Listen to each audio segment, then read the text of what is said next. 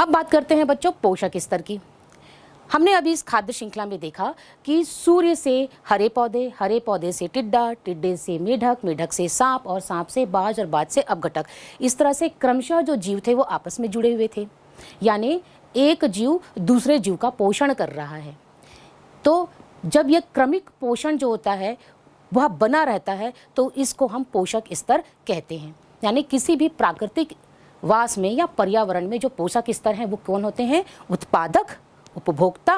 उपभोक्ता के भी 4 प्रकार जो हम जान चुके हैं। प्राथमिक उपभोक्ता जिसे हम शाकाहारी जीव कहते हैं, द्वितीयक उपभोक्ता जो कि मांसाहारी होते हैं, तृतीयक उपभोक्ता ये भी मांसाहारी होते हैं, और चतुर्थ उपभोक्ता जो कि उच्च मांसाहारी जीव होते हैं, और लास्ट में है अपघटक। तो ये क्रमशः पोषक स्तर कहलाते हैं क्योंकि ये क्रमशः एक स्तर के जीवों को पोषण प्रदान करते हैं, यानी एक स्तर के जीव दूसरे स्तर के जीव को पोषण प्रदान करते हैं।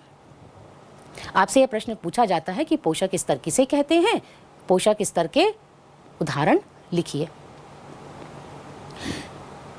बच्चों, किसी एक खाद्य श्रृंखला का जीव क्या वहां पाए जाने वाले अन्य खाद्य श्रृंखला का भी सदस्य हो सकता है? बिल्कुल हो सकता है। क्या एक ही खाद्य श्रृंखला किसी भी प्राकृतिक आवास में पाई जाती है? नहीं। एक ही प्राकृतिक आवास में अनेक प्रकार की खाद्य श्रृंखलाएं पाई जाती हैं।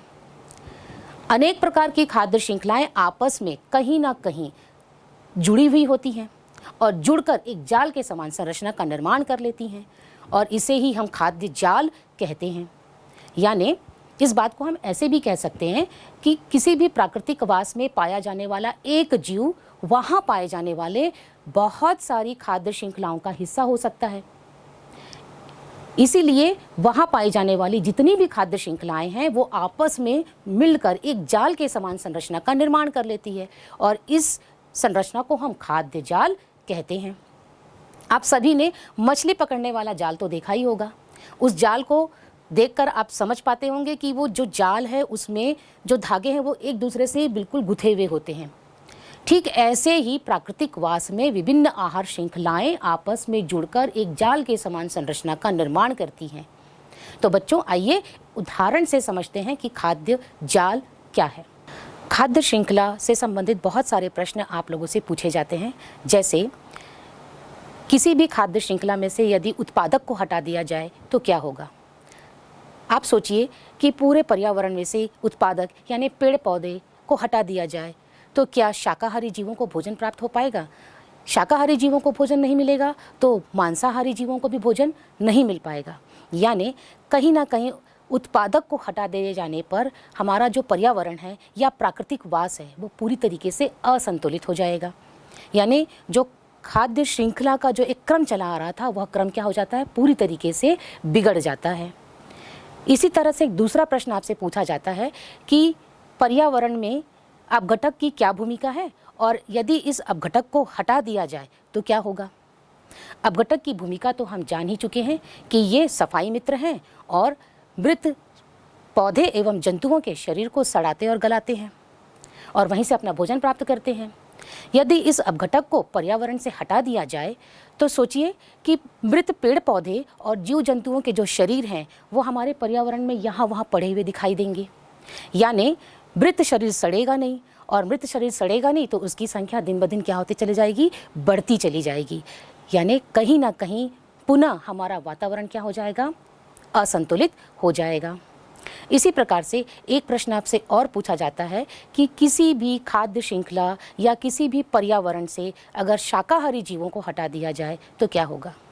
शाकाहारी जीव जो कि सीधे पौधों को भोजन के रूप में ग्रहण करते हैं, जैसे कि आप जानते हैं गाय, अगर इन जीवों को हटा दिया जाए तो पौधे के द्वारा बनाए गए भोजन को ग्रहण करने वाला जीव ही इस पर्यावरण में नहीं होगा, और इनकी अनुपस्थिति के कारण आगे के उपभोक्ता, जिसे कि हम द्वितीयक, तृतीयक और चतुर्थ उपभोक्ता में बांटते हैं, उनको भी भोजन की प्राप्ति नहीं होगी, और पुनः एक बार फिर पर्यावरण जो है वो क्या हो जाएगा?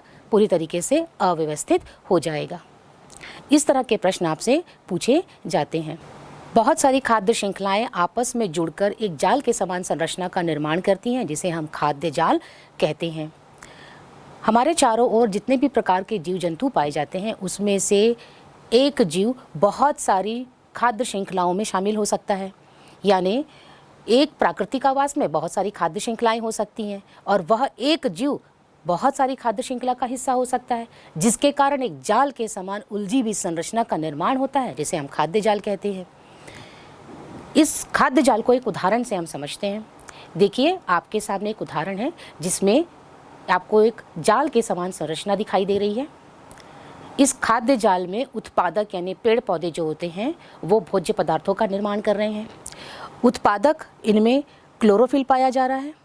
सूर्य के प्रकाश की उपस्थिति में ये सौर ऊर्जा को रासायनिक ऊर्जा में बदलते हैं और भोज्य पदार्थों का निर्माण करते हैं, इसलिए ये उत्पादक है। चूँकि ये भोज्य पदार्थों का निर्माण स्वयं कर रहे हैं इसलिए ये उत्पादक हैं। इन उत्पादकों को खाया खरगोश ने।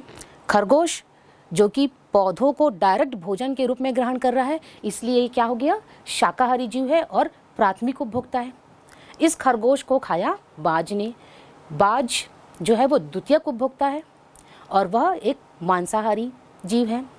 तो आप देख रहे हैं ऊर्जा का जो प्रवाह है वो इस खाद्य श्रृंखला में उत्पादक से होकर खरगोश और खरगोश से होकर के बाज में प्रवाहित हो रहा है। अब एक दूसरी खाद्य श्रृंखला देखते हैं। इस दूसरी खाद्य श्रृंखला में आप देखिए उत्पादक को खाया टिड्डे ने। टिड्डा भी शाकाहारी जीव है। क्यों? क्योंकि यह पौधों को सीधे भोजन के रूप में ग्रहण कर रहा है। यह प्राथमिक उपभोक्ता का एक उदाहरण है। अब इस टिड्डे को खाया कीट ने। कीट जो है वो द्वितीयक उपभोक्ता का उदाहरण हुआ और मांसाहारी जीव का उदाहरण है। इस कीट को खा लिया मेढक ने। अब इस मेढक को खा लिया सांप ने। अब जो सांप है उसको खा लिया बाज ने। तो यहाँ उत्पादक से लेकर के टिड्डा, कीट, मेढक, सांप और बाज जो है वो एक खाद्य श्रृंखला को बता रहे हैं। इसी में आपको एक दूसरी खाद्य श्रृंखला और दिखाई दे रही है। उत्पादक को खाया चूहों ने। चूहे यहाँ प्राथमिक उपभोक्ता हैं और शाकाहारी हैं। इन चूहों को खाया सीधे बाज ने। अब एक चौथी खाद्य श्रृंखला आपको दिखाई दे रही है। उत्पादक यानी पेड़ पौधे। पेड़ पौधों को किसने खाया? चिड़िया ने। चिड़िया जो विभिन्न प्रकार के बीजों को खाती है, उस चिड़िया ने। और इस चिड़िया को खा लिया बाज ने। एक पांचवें प्रकार की खाद्य श्रृंखला देखते हैं। उत्पादक को खाया चूहे ने। चूहे को खा लिया सांप ने और सांप को खा लिया बाज ने।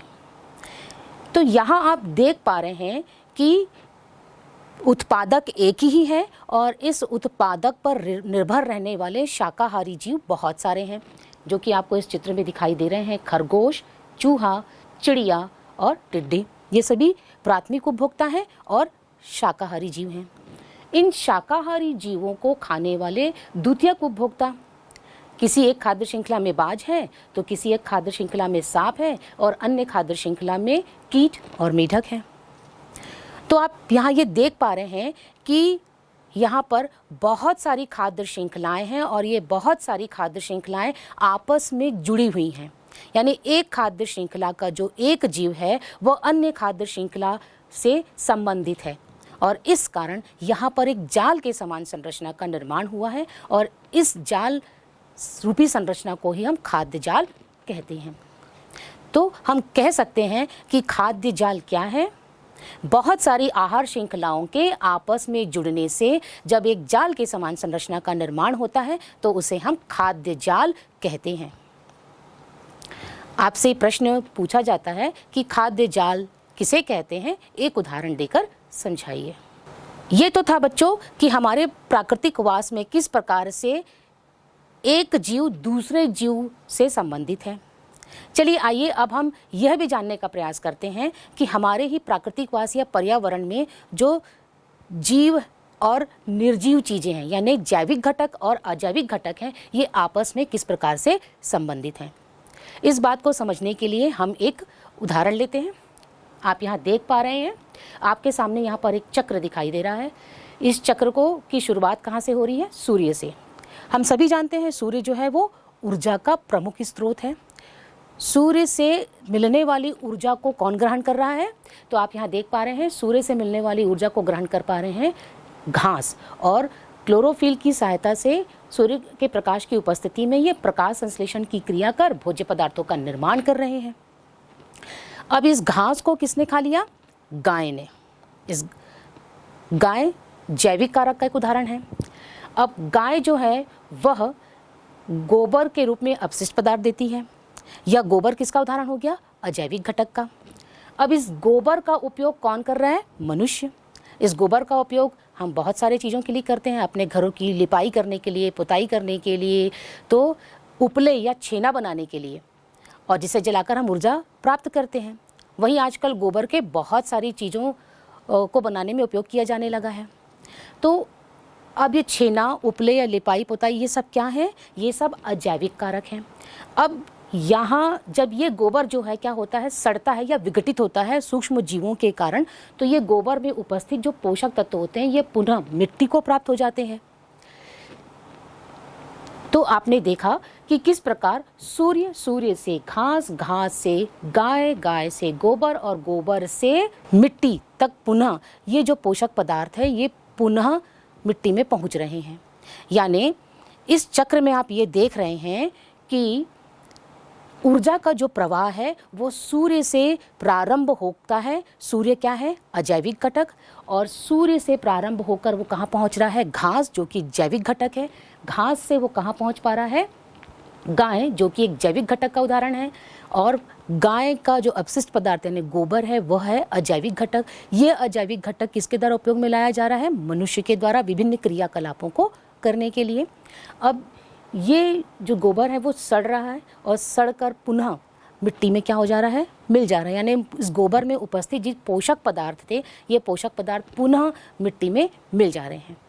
यानी यहाँ पर ऊर्जा का जो चक्र है वह एक श्रृंखला के रूप में ना होकर के एक चक्र के रूप में है, इसलिए इसे हम क्या कहेंगे? पोषक चक्र। इस उदाहरण में हम यह स्पष्ट रूप से देख पा रहे हैं कि किस प्रकार जैविक और अजैविक कारक एक दूसरे से संबंधित हैं। यहाँ पर जो पोषक पदार्थ हैं उनका चक्रण सूर्य से प्रारंभ होकर क्रमशः होते हुए वापस मिट्टी तक पहुँच रहा है। चूँकि यहाँ पर एक चक्र का निर्माण हो रहा है इसलिए इस चक्र को हम पोषक चक्र कहते हैं। इस बात को हम भली भांति पहले भी समझ चुके थे कि हमारे पर्यावरण में पाए जाने वाले विभिन्न प्रकार के जो अजैविक कारक हैं वे जब जैविक कारक में प्रवेश करते हैं तो वे कार्बनिक पदार्थों का निर्माण करते हैं, और ये जो कार्बनिक पदार्थ हैं ये मृत शरीर के सड़ने पर सरल कार्बनिक पदार्थ में बदल जाते हैं, और इस प्रकार से उस पदार्थ का चक्रण चलता रहता है। हमने अभी तक यह जाना कि जीव एक ही प्राकृतिक आवास में रहते हैं, वहीं अपनी भोजन की व्यवस्था करते हैं, प्रजनन कर अपने बच्चों को जन्म देते हैं और उसी प्राकृतिक आवास में वो मृत्यु को प्राप्त होते हैं। लेकिन वहीं हमारे आसपास बहुत सारे पशु पक्षी हैं जो भोजन और प्रजनन के लिए एक स्थान से दूसरे स्थान जाते हैं और कुछ समय के पश्चात वापस चले आते हैं। यानी उनका पूरा जो जीवन काल होता है वह बहुत सारे प्राकृतिक आवास पर निर्भर करता है। तो ऐसे पक्षी जो बहुत दूर दूर तक भोजन, प्रजनन और प्रतिकूल परिस्थितियों के लिए एक स्थान से दूसरे स्थान जाते हैं उसे हम प्रवासी पक्षी कहते हैं। इस तरह के प्रवासी पक्षी आपने देखे होंगे। हमारे भारत देश में साइबेरियन क्रेन यानी सारस ये पक्षी जो है वो अक्सर आते हैं। वहीं कॉमन टील जिसे कि हम यूरेशियन टील कहते हैं ये पक्षी भी हमें हमारे भारत में दिखाई देते हैं। लेकिन इन पक्षियों के दिखाई देने का एक विशेष समय होता है। ये पक्षी हमेशा हमारे भारत देश में रहते नहीं हैं, ये दूसरे देशों में रहते हैं और दूसरे देशों से ये उड़कर इतनी दूरी की यात्रा करके भारत देश आते हैं और यहाँ पर कुछ समय रहकर पुनः अपने मूल आवास में चले जाते हैं। तो बच्चों, प्रवास का मतलब क्या हुआ? यानी प्रवास का अर्थ हुआ यात्रा करना। यानी ऐसे पक्षी जो बहुत लंबी यात्राएं करते हैं, उड़ते हैं और उड़कर एक स्थान से दूसरे स्थान जाते हैं, उसे हम प्रवासी पक्षी कहते हैं। और यह प्रवास वो क्यों करते हैं? तो प्रवास वो इसलिए करते हैं क्योंकि उन्हें वहाँ भोजन की उपलब्धता आसानी से मिल सके। दूसरा, वो जिस प्रवास में रह रहे थे उस प्रवास में जब प्रतिकूल परिस्थितियाँ आती हैं तो उस प्रतिकूल परिस्थितियों से निकलकर वह अनुकूल परिस्थितियों में जाते हैं। और तीसरा, वह प्रजनन कर अपने समान संतानों को जन्म दे पाते हैं। ये 3 मूलभूत कारण हैं जिनके कारण कोई भी जो पक्षी हैं वो एक स्थान से दूसरे स्थान पर जाते हैं या प्रवास करते हैं। चलिए अब बात करते हैं भारत में आने वाले प्रवासी पक्षियों की। इसमें है पहला साइबेरियन क्रेन, जिसे हम सारस कहते हैं। ये जो सारस है ये भारत में आते हैं और ये दुनिया में सबसे बड़ा ऐसा पक्षी है जो उड़ता है और बहुत दूर तक उड़कर लंबी यात्रा तय करके भारत तक पहुंचता है। ये सर्दियों में भारत में दिखाई देते हैं। ये प्रवासी पक्षी अधिकतर सितंबर और अक्टूबर में भारत पहुंचते हैं। मार्च और अप्रैल के एंड में ये भारत से वापस अपने देशों में चले जाते हैं। दूसरा पक्षी है ग्रेटर फ्लेमिंगो, जिसे राजहंस भी कहा जाता है। ये जो राजहंस पक्षी हैं ये अफ्रीका, यूरोप और भारत देशों में पाए जाते हैं।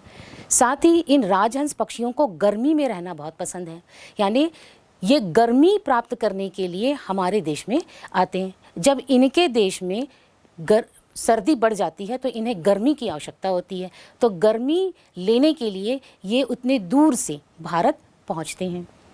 तीसरा पक्षी जो है वो है कॉमन टील, जिसे हम यूरेशियन टील भी कहते हैं। ये एक बदक प्रजाति है। बदक आपने देखा ही है। ये जो बदक हैं ये सर्दियों में यूरेशिया से दक्षिण भारत की ओर आते हैं और यहाँ अनुकूल परिस्थिति होते तक रहते हैं। जैसे ही परिस्थितियाँ इनके मूल आवास में प्रतिकूल ना होकर अनुकूल हो जाती है तो ये वापस पुनः अपने मूल आवास में लौट जाते हैं। चौथा है एशियाई कोयल।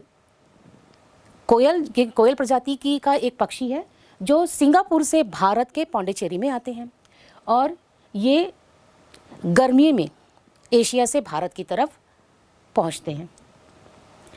अब बात करते हैं ये जो प्रवासी पक्षी हैं इनका क्या महत्व है। ये जो पक्षी एक स्थान से दूसरे स्थान इतने दूर तक आते और जाते हैं तो क्या इन पक्षियों का वहाँ के प्राकृतिक आवास पर कोई प्रभाव पड़ता है? ये जो प्राकृतिक आवास हैं इन जीवों के कारण बदल रहे होते हैं, यानी एक जीव जो है वो अलग अलग प्राकृतिक आवास में रह रहे होते हैं। तो एक तरह से हम ये कह सकते हैं कि ये जो जीव होते हैं ये जैव विविधता का निर्माण करने में मदद करते हैं, यानी कहीं ना कहीं हमारे आसपास जितने भी प्रकार के ये जीव जंतु दिखाई दे रहे हैं, ये जीव जंतु में जो विभिन्नताएं दिखाई दे रही हैं, इन विभिन्नताओं का एक कारण कहीं ना कहीं पक्षियों के द्वारा किया जाने वाला ये प्रवास है। दूसरा, ये जो पक्षी हैं ये खेतों में जो टिड्डे होते हैं, आपने देखा होगा टिड्डे जो होते हैं वो खेतों की फसलों पर हमला करते हैं और फसलों को नुकसान पहुंचाते हैं। तो ये टिड्डों के हमलों से बचाने के लिए ये जो प्रवासी पक्षी हैं बहुत मददगार होते हैं, यानी इन टिड्डों के हमलों को रोकने में इन प्रवासी पक्षियों का बहुत महत्वपूर्ण योगदान है। फिर तीसरा, आप ये देखते हैं कि ये जो प्रवासी पक्षी हैं वो विभिन्न प्रकार के कीड़ों मकोड़ों को खाते हैं और कीड़ों मकोड़ों को खाने के कारण ये हमारी फसलों को या हमारे परितंत्र को हानिकारक कीड़ों से बचाते हैं। इन पक्षियों के जो अंडे होते हैं, यानी साइबेरियन पक्षियों के, या कहना चाहिए जो प्रवासी पक्षी हैं, इन पक्षियों के जो अंडे होते हैं ये अंडे नाइट्रोजन से भरपूर होते हैं और नाइट्रोजन से भरपूर होने के कारण ये जैविक उर्वरक के रूप में कार्य आते हैं। इन प्रवासी पक्षियों के भारत आने और जाने से हमारे परितंत्र और जिस परितंत्र के ये सदस्य हैं दोनों ही परितंत्र को लाभ मिलता है या फायदा मिलता है। चलिए आइए अब एक विशेष प्रकार के प्रवासी पक्षी के बारे में हम और अधिक जानकारी लेते हैं। हमारे आसपास कितने ही तरह के पेड़ पौधे हैं।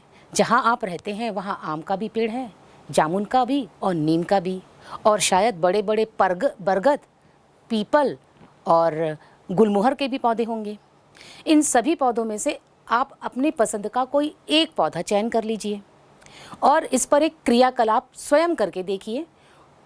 आप इन पौधों का चयन करने के पश्चात ये देखिए कि ये वो पौधा जो है किस किस प्रकार के प्राकृतिक आवास में मिलता है, इसकी क्या क्या विशेषताएं हैं। जैसे विशेषता मतलब ये जो पौधे हैं वो किस प्रकार के तापमान में जीवित रहते हैं, ये किस प्रकार की मिट्टी में उगते हैं, इन्हें कितने पानी की मात्रा की आवश्यकता होती है, साथ ही साथ इसमें किस तरह के फल बनते हैं, और बीजों का जो फैलाव है, यानी बीज का एक स्थान से दूसरे स्थान पर जाना, वो कैसे होता है।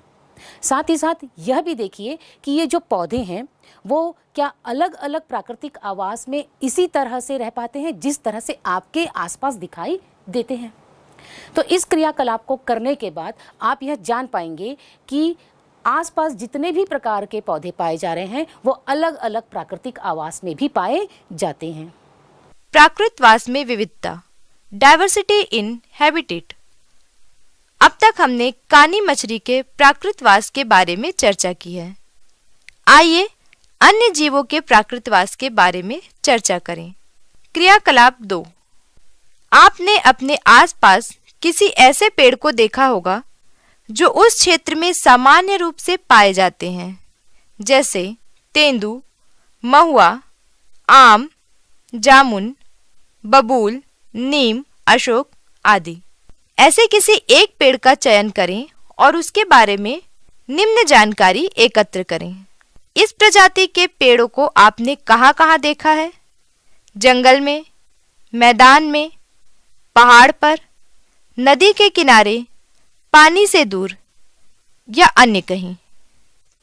जहाँ ये पेड़ उगते हैं और बड़े होते हैं, उस स्थान की विशेषताएं लिखें, जैसे वहाँ के सामान्य तापमान, पानी, मिट्टी आदि के बारे में। इस पेड़ की आवश्यकताएं भी लिखें, जैसे परागण कैसे होता है, फल कौन खाता है और बीज कैसे फैलते हैं आदि। क्या अब आप इस पेड़ के प्राकृतवास को स्पष्ट कर पाएंगे? आप इस पेड़ का चित्र बनाएं। हमारे आसपास ऐसे कौन कौन से जीव हैं जिन्हें हम दूसरे जीवों की तुलना में अधिक संख्या में देखते हैं? ऐसे कुछ पौधों और जंतुओं के उदाहरण लिखें। क्या आप जानते हैं, हमारी आंतों में कई सूक्ष्म जीव रहते हैं जिनके कारण हमें भोजन पचाने में मदद मिलती है। इनमें से कुछ जीव ऐसे होते हैं जिनका प्राकृतवास हमारी आंतें हैं। यदि इन्हें यहाँ से हटा दिया जाए तो ये जीवित नहीं रहते, वह हमारे स्वास्थ्य पर भी इसका विपरीत प्रभाव होता है। आज मुझे बहुत ज़्यादा ठंड लग रही है। क्या आपको लग रही है? ठंड लगने पर आप क्या करते हैं? ठंड लगने पर हम आग जलाते हैं और आग तापते हैं। वहीं स्वेटर, मोजे, कंटोपे और शॉल ओढ़ते हैं। गर्मी के दिनों में क्या करते हैं? गर्मी के दिनों में हम हल्के रंग के कपड़े पहनते हैं। ठंडे शरबत, लस्सी, छाछ इन सबको पीते हैं और साथ ही साथ पंखा, कूलर और एसी की हवा में रहते हैं। आपको यदि बरसात में स्कूल जाना हो तो आप कैसे जाते हैं? बरसात में आप स्कूल छत्ता और बरसाती पहनकर जाते हैं। ये तो हुई आपकी और मेरी बात। सोचिए, हमारे आसपास कितने प्रकार के जीव जंतु हैं। क्या ये जीव जंतु भी बदलते हुए मौसम और परिस्थितियों के अनुसार अपने आप में बदलाव लाते होंगे? जी हाँ, बिल्कुल लाते हैं। हमारे आसपास जितने भी प्रकार के जीव पाए जा रहे हैं, ये सभी जीव अपने मौसम और परिस्थिति के अनुसार स्वयं को ढालते हैं। स्वयं को ढालना ही अनुकूलन कहलाता है। यानी बदलती हुई परिस्थितियों में जीवित बने रहने के लिए, भोजन की प्राप्ति और संतान की उत्पत्ति के लिए ये जीव स्वयं को परिस्थितियों के अनुसार ढालते हैं। यही अनुकूलन कहलाता है। यानी जीवों का अपनी परिस्थितियों के अनुसार स्वयं को ढालना ही अनुकूलन है। हमने अभी प्रवासी पक्षियों के बारे में बात की। प्रवासी पक्षी क्या करते हैं? वो किसी मूल प्राकृतिक आवास में रहते हैं। उस मूल प्राकृतिक आवास में जब परिस्थितियां विपरीत होने लगती हैं तो वे वहां से हजारों किलोमीटर उड़कर यात्रा कर दूसरे स्थान पर जाते हैं जहां उनको अनुकूल परिस्थितियां मिलती हैं, और उस अनुकूल परिस्थिति के रहते तक वो उस नई जगह पर रहते हैं। जब उनके मूल प्राकृतिक आवास में पुनः अनुकूल परिस्थितियां हो जाती हैं तो वे वापस अपने मूल आवास में आ जाते हैं। यानी ये जो प्रवासी पक्षी हैं वो प्रतिकूल से अनुकूल और अनुकूल से प्रतिकूल परिस्थितियों के कारण ही एक स्थान से दूसरे स्थान पर क्या करते हैं? आते और जाते हैं। यानी वो जीवित बने रहते हैं। आपने ऊंट तो देखा ही होगा। इस ऊंट को रेगिस्तान का जहाज क्यों कहते हैं? क्या आप जानते हैं ये रेगिस्तान का जहाज क्यों कहलाता है? ये इतनी गर्म रेत पर कैसे चल लेते हैं? और जिस जगह पर ये रहते हैं वहाँ पर बहुत अधिक सूखा है और हरियाली कम है, तो ऐसी जगह पर ये अपना जीवन कैसे व्यतीत कर लेते हैं? ये ऊंट जो हैं वो रेगिस्तान में रहने के लिए अनुकूलित होते हैं, यानी ये अपने शरीर को इस प्रकार से परिवर्तित कर लेते हैं या कुछ परिस्थितियों के अनुसार अपने आप में ऐसा परिवर्तन ला चुके हैं जिसके कारण ये वहाँ पर आसानी से जीवन यापन करते हैं। इनके पैर चौड़े और गद्देदार होते हैं और लंबे होते हैं। चौड़े गद्देदार पैरों की सहायता से ये रेत में आसानी से चल पाते हैं। इनके पैर जो हैं रेत में धंसते नहीं हैं। इनके पैर लंबे होते हैं और लंबे होने के कारण इनका जो पेट है वो रेत से नहीं टकराता है। इनकी आँखों पर आई लैशेस पाए जाते हैं। ये जो आई लैशेस हैं वो उनको सूर्य की तेज रोशनी से बचाते हैं और साथ ही जो उड़ती हुई रेत है वो उनकी आँखों में नहीं जा पाती। पीठ पर एक उभरी हुई संरचना आपको दिख रही है। ये उभरी हुई संरचना क्या है? तो ये उभरी हुई संरचना को हम कुबड़ या हम्प कहते हैं। ये कुबड़ या हम्प क्या है? ऊंट जहाँ रहता है वहाँ बहुत अधिक सूखा और हरियाली कम है। यह एक शाकाहारी जीव है, यानी अपने जीवन के लिए पेड़ पौधों पर निर्भर करता है। तो ये पानी और भोजन के रूप में जो हरे पत्तों को ये ग्रहण करते हैं, ये इनके कुबड़ में वसा के रूप में संचित होते हैं। और ऊंट को 10 से 12 दिनों तक जब भोजन नहीं मिल पाता है तो कुबड़ में संचित इसी वसा का उपयोग ये जीवित बने रहने के लिए करते हैं। यानी ये जो ऊंट है वो कहीं ना कहीं रेगिस्तान में रहने के लिए अपने आप में बदलाव लाते हैं, अपने आप को ढालते हैं, इसीलिए ये वहाँ पर जीवित बने हुए हैं। इसको देखिए, क्या इस तरह के भालू आपके आसपास पाए जाते हैं? नहीं। इस तरह के भालू फिर कहाँ पाए जाते हैं? ये भालू ध्रुवीय प्रदेशों में जहाँ बहुत अधिक कड़ाके की ठंड होती है वहाँ पाए जाते हैं। अब कड़ाके की ठंड पे ये जीवित कैसे रहते हैं? तो देखिए, इन भालुओं के शरीर पर सफ़ेद रंग का फर पाया जा रहा है। ये जो फर है ये इन्हें वहाँ की ठंड से बचाने में मदद करते हैं।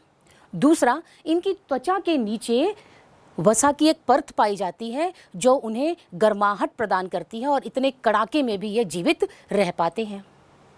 यानी ये कड़ाके के ठंड में रहने के लिए अनुकूलित होते हैं। अनुकूलन का एक और उदाहरण हमारे छत्तीसगढ़ राज्य की अंधी मछली यानी कानी मछली है। कुटुमसर की गुफाओं में पाई जाती है। कुटुमसर की गुफा में इतना अधिक अंधेरा होता है कि वहाँ बिना रोशनी के चलना भी मुश्किल है। और ये जो गुफा है वो 1 किलोमीटर से अधिक लंबाई पर फैली हुई है। तो ये जो मछली है वह उस जगह पर रहने के लिए अनुकूलित है। कैसे? तो ये जो मछली है चूँकि वहाँ पे बहुत अधिक अंधेरा है और अंधेरा होने के कारण ये जो मछली है वो देख नहीं पाती है और इसलिए इसे हम अंधी मछली कहते हैं। इन मछलियों का जो साइज़ है वो कैसा होता है? 2 से 4 सेंटीमीटर का होता है, यानी ये मछलियाँ बहुत छोटी होती हैं। साथ ही ये मछलियाँ उस गुफा में पाए जाने वाले मृत पौधे और जंतुओं को ही अपना भोजन बनाती हैं, यानी अपमार्जक की भूमिका निभाती हैं। इन सभी विशेषताओं या बदलाव के कारण ही यह कानी मछली जो है कुटुमसर की गुफा में रह पाती है, यानी कुटुमसर की गुफा उसका प्राकृतिक वास है। इसी तरह की एक और मछली जिसका नाम है मैक्सिकन टेट्रा। ये मैक्सिकन टेट्रा खारे पानी के स्रोतों में पाई जाती है, यानी खारे पानी जहाँ मिलेगा वहाँ पर मछली पाई जाता है। मछली के ऊपर बहुत सारे शोध यानी रिसर्च किए गए। इन रिसर्च से एक बात सामने आई कि इन समुद्र का जो खारा पानी है वह कहीं कम है और कहीं ज़्यादा है, यानी खारेपन की मात्रा के आधार पर इस मैक्सिकन टेट्रा की जो आँखें हैं वो उस पर इसका प्रभाव पड़ता है। यानी देखिए कि अनुकूलन जो है वो जीव जो है अपनी परिस्थितियों के अनुसार कर लेते हैं, यानी बदलती हुई परिस्थितियों के अनुसार जब जीव अपने आप को ढाल लेते हैं तो इसे हम अनुकूलन कहते हैं। क्या आप किसी ऐसे जीव का नाम बता सकते हैं जो बहुत पहले हमारे पृथ्वी पर थे लेकिन आज वह हमारे पृथ्वी पर जीवित नहीं है? जी हाँ, बिल्कुल सही, डायनासोर। डायनासोर के अलावा आधा घोड़ा और आधा जेब्रा के शरीर वाला एक जीव जिसका नाम क्युग्गा, ये भी एक विलुप्त प्राणी है जो कि बहुत सालों पहले पृथ्वी पर पाए जाते थे, पर अब इसके अवशेष मात्र हैं। वहीं यह विशालकाय हाथी, जिसे वूली मैमेथो कहा जाता है, यह विशालकाय हाथी भी अब हमारी पृथ्वी पर नहीं पाया जाता। तो ये तीनों जीवों के विलुप्त होने का कारण क्या है? ये तीनों जीव विलुप्त क्यों हो गए? ये तीनों जीव विलुप्त इसलिए हो गए क्योंकि ये अपने बदलते परिस्थिति और मौसम के अनुसार स्वयं में बदलाव नहीं ला पाए। यानी जो जीव बदलती हुई परिस्थिति और मौसम के अनुसार स्वयं में बदलाव लाते हैं, वो उस परिस्थिति या उस प्राकृतिक आवास में रहने के लिए अनुकूलित हो जाते हैं और जीवित बने रहते हैं। ये जीव ऐसा नहीं कर पाए, इसीलिए ये विलुप्त हो गए। विलुप्त प्राणी को एक्सटिंक्ट स्पीसीज या एक्सटिंक्ट एनिमल कहा जाता है, जो आज हम केवल पिक्चरों में या हड्डी के अवशेष के रूप में ही देख पाते हैं। बच्चों, एक चीज बताइए, ये प्राकृतिक वास या जंगल जो हैं वो क्यों नष्ट हो रहे हैं? ये प्राकृतिक वास या जंगल इसलिए नष्ट हो रहे हैं क्योंकि हम मनुष्य अपनी सुविधा के लिए जंगलों को नष्ट कर रहे हैं, सड़कों का निर्माण कर रहे हैं, उद्योग लगा रहे हैं, अपने अच्छे अच्छे घर बना रहे हैं।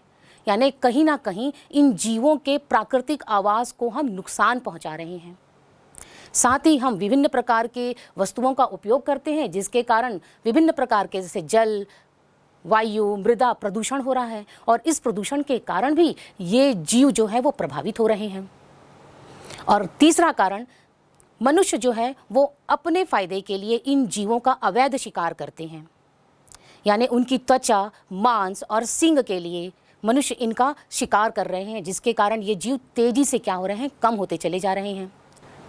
शेर का शिकार उसकी त्वचा के लिए किया जाता है, हाथी का शिकार उसके दांत के लिए किया जाता है, और गेंडे का शिकार उसके सींग के लिए किया जाता है, क्योंकि ये सभी कहीं ना कहीं बहुत सारी वस्तुओं के निर्माण में उपयोग में आते हैं। हमारे भारत का राष्ट्रीय पशु कौन है? Royal Bengal tiger. ये और एक दूसरा जो आप दिखाई दे रहा है इंडियन एलिफेंट, ये दोनों जीवों के साथ क्या हो रहा है? ये जीवों की संख्या लगातार कम होती चली जा रही है। इन जीवों की संख्या क्यों कम होती चली जा रही है?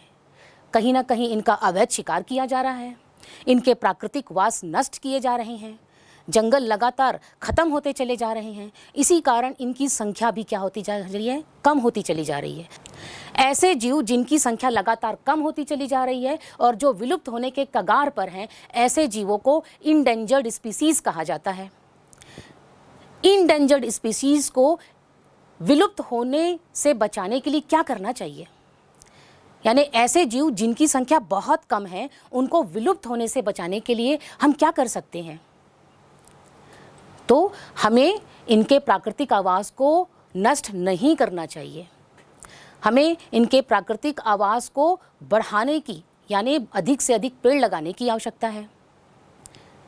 आपने कुछ इस तरह के साइन बोर्ड्स अक्सर देखे होंगे जब आप जंगलों में या दूर किसी क्षेत्र में घूमने जाते हैं। इस तरह के साइन बोर्ड आपको क्या बताते हैं? ये साइन बोर्ड ये बताते हैं कि ठहरिए, आसपास जीव जंतुओं का प्राकृतिक वास है, आसपास जीव जंतु हैं, इन्हें परेशान नहीं करिए, इनका अवैध शिकार नहीं करिए। यानी कि जो भी जीव हैं वो अपने प्राकृतिक आवास में जो बदलाव आता है, उस बदलाव के अनुसार स्वयं को ढालते हैं और उसके अनुसार अनुकूलित हो जाते हैं और वहाँ पर वो जीवित बने रहते हैं। और जो जीव ऐसा नहीं कर पाते हैं वो विलुप्त हो जाते हैं। अध्याय प्राकृतिक वास में हमने सीखा कि कोई भी जीव जिस आवास में या जिस जगह पे रहते हैं वह उसका प्राकृतिक वास है, और इस प्राकृतिक वास में उसकी जीवन की मूलभूत आवश्यकताएं यानी भोजन, सुरक्षा और संतान प्राप्ति आसानी से हो पाती है। कुछ जीव अपने पूरे जीवन काल एक ही प्राकृतिक आवास में व्यतीत करते हैं, तो वहीं कुछ जीव एक जीवन काल में विभिन्न प्रकार के प्राकृतिक आवास में रहते हैं। प्रवासी पक्षी जो हैं वो अपने मूल आवास में विपरीत परिस्थितियों के निर्मित होने पर अनुकूल परिस्थितियों के लिए हजारों किलोमीटर दूर की यात्रा करते हैं और वहाँ कुछ समय व्यतीत करते हैं और वहाँ पर से वापस पुनः अपने प्राकृतिक आवास में आते हैं जब उनके प्राकृतिक आवास में प्रतिकूल परिस्थितियां अनुकूलित हो जाती हैं। हमने यह भी जाना कि किसी भी प्राकृतिक आवास में सूर्य ऊर्जा का मुख्य स्रोत है। ऊर्जा के इस स्रोत से ऊर्जा ग्रहण कर पेड़ पौधे भोज्य पदार्थों का निर्माण करते हैं। यानी किसी भी प्राकृतिक आवास में उत्पादक केवल और केवल कौन होते हैं? पेड़ पौधे होते हैं। पेड़ पौधे के द्वारा बनाया गया भोजन विभिन्न जीवों के द्वारा उपभोग किया जाता है। तो उपभोग के आधार पर इन जीवों को प्राथमिक, द्वितीयक, तृतीयक और चतुर्थ उपभोक्ता में बांटा गया है। और इन सब उत्पादक और उपभोक्ता की मृत्यु के पश्चात इनका शरीर जो है वो सड़ाया और गलाया जाता है, जो कार्य अपघटक करते हैं। तो उत्पादक, उपभोक्ता और अपघटक ये क्रमशः पोषक स्तर हैं। जब इनको हम क्रमशः एक क्रम में जमाते हैं तो एक श्रृंखला के समान संरचना बन जाती है, जिसे हम आहार श्रृंखला या खाद्य श्रृंखला कहते हैं। यानी जीवों को उनके पोषण के आधार पर जब क्रमशः जमाया जाता है तो एक कड़ी के समान संरचना बनती है, और यह कड़ी जो है वो खाद्य श्रृंखला कहलाती है। बहुत सारी खाद्य श्रृंखलाएं आपस में जुड़कर जाल के समान संरचना बनाती हैं, जिसे हम खाद्य जाल कहते हैं। किसी भी प्राकृतिक आवास में दो घटक पाए जाते हैं, जैविक और अजैविक घटक। जैविक घटक और अजैविक घटक दोनों परस्पर संबंधित होते हैं, और इन दोनों ही घटकों का उस प्राकृतिक आवास में रहने वाले जीवों पर प्रभाव पड़ता है। या इसको यूँ कह सकते हैं कि उस जीव का जो जीवन है इन दोनों ही घटकों के द्वारा नियंत्रित किया जाता है। कुटुमसर की गुफा में पाई जाने वाली जो कानी मछली है वह अपमार्जक खाद्य श्रृंखला का उदाहरण है। वह वहाँ की गुफा में पाई जाने वाली परिस्थितियों के अनुसार स्वयं में बदलाव लाकर वहाँ रह रही है, यानी वो वहाँ की परिस्थितियों के अनुसार अनुकूलित हो चुकी है।